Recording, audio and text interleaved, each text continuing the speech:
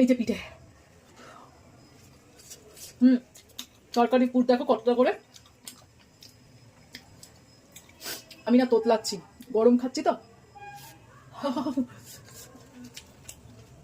গুড় দিয়ে তো ভালো লাগে এরকম গরম গরম খেতে, আর বাসি চা দিয়ে দারুণ লাগে, দারুণ।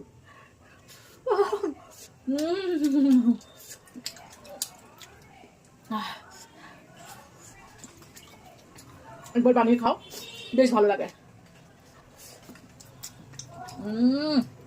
অপূর্ব অপূর্ব। মিষ্টি পিঠে খেয়ে খেয়ে না মুখটা যেন কেমন হয়ে গেছিল। আর মিষ্টি নারকেলের পিঠে যতই দাও না কেন, আমার এটা একটা, এর উপরে আলাদা আলাদা একটা ফিদা হয়ে থাকি আমি। এখন বেশি খাবো না, ভাত খেতে পারবো না। প্রথমে ফুলকপি আর আলু খুব ছোট্ট ছোট্ট করে কেটে নিয়েছি। এইটা দিয়েই হবে আজকে তরকারির পিঠে। প্রচুর নারকেলের পিঠে খেয়েছি, আর মিষ্টি খেতে ইচ্ছা করছে না, এবার একটু ঝাল ঝাল খাবো, কেন অলরেডি আমার চালের গুঁড়ো অনেকটা বেঁচে আছে, সেগুলো তো উদ্ধার করতে হবে। এই পাশে আমি কড়াইয়ের মধ্যে কিছুটা সর্ষের তেল দিয়ে দিয়েছি। সর্ষের তেল আমার গরম হয়ে গেছে। এই ফুলকপি আর আলুগুলো দিয়ে দেবো। এইবারে হলুদ দিয়ে দেবো আর পরিমাণ মতো নুন দেবো। সুন্দর করে নেড়ে আমি ঢাকা দিয়ে দেবো, যাতে ফুলকপি আর আলুটা ভালো মতো সেদ্ধ হয়ে যায়। ফুলকপি আলু আমি ওপাশে ভাজতে দিয়েছি, আর এই পাশে আমি একটা পেস্ট করে নেবো, শুধু জাস্ট শুকনো লঙ্কা আর আদা, আর কিচ্ছু নয়। ফুলকপি আলু আমার হালকা করে সুন্দর করে ভাজা হয়ে গেছে। এইবারে আমি এই পেস্টটাকে দিয়ে দেবো, এর সঙ্গে দেবো জিরে গুঁড়ো। এবার এটাকে সুন্দরভাবে কষিয়ে নেবো। আর ফুলকপি আলু একটু ভাঙা ভাঙা করে দেবো, যাতে একদম সুন্দরভাবে মশলার সঙ্গে মিশে যায় আর সুন্দর টেস্ট হয়। লো ফ্লেমে ভালো করে কষিয়ে নেবো। এইবারে তোমাদের কিছু জিনিস দেখিয়ে দিই।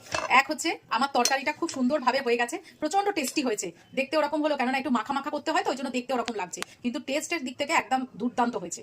এই পাশে আমি চালের গুঁড়ি নিয়ে নিয়েছি, আর এই পাশে আমি জল গরম করতে দিয়েছি। চালের গুঁড়োটা আমি গরম জল দিয়েই মাখবো। সামান্য একটু নুন নিয়ে নিলাম। এবার এটাকে একটুখানি ভালো করে এদিক ওদিক করে তারপরে গরম জল দিয়ে মাখবো সুন্দর করে। এই দেখো, হাত দেওয়া যাবে না, এরকম আস্তে আস্তে ঘুরিয়ে ঘুরিয়ে মাখতে হবে, কিন্তু গরম জল, একদম ফুটন্ত জল দিয়ে কিন্তু আমি এটাকে মাখবো। ঠান্ডা জল দিয়ে একদমই মাখা যাবে না, তাহলে কিন্তু পিঠে ভেঙে যাবে। হাতে একটু গরম লাগবে, ও আস্তে আস্তে সরে যাবে, কোনো অসুবিধা হবে না।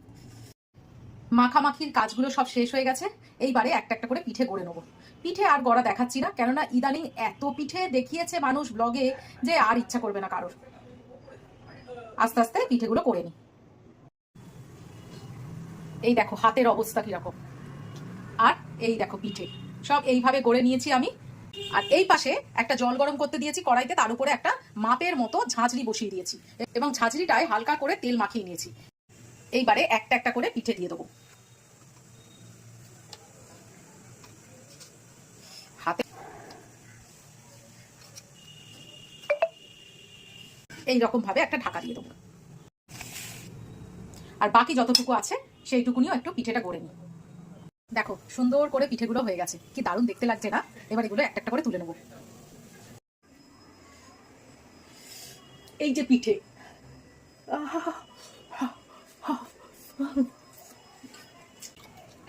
একবার বানিয়ে খাও, বেশ ভালো লাগে। অপূর্ব অপূর্ব।